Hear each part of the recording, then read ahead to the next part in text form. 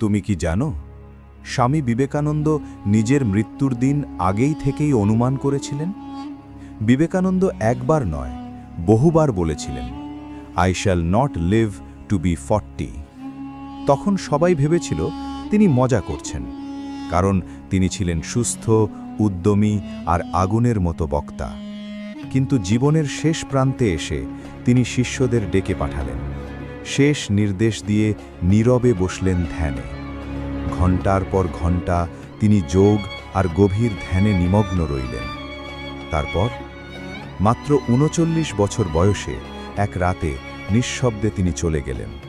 না কোনো চিৎকার, না কোনো কষ্ট, শুধু একটাই প্রশ্ন, এটা কি সাধারণ মৃত্যু, নাকি যোগীদের রহস্যময় ইচ্ছা মৃত্যু, যৌগিক সমাধি? ইতিহাস আজও চুপ। এমন আরও অজানা ইতিহাস জানতে এখনই সাবস্ক্রাইব করো, কারণ সত্য সবসময় বইয়ে লেখা থাকে না।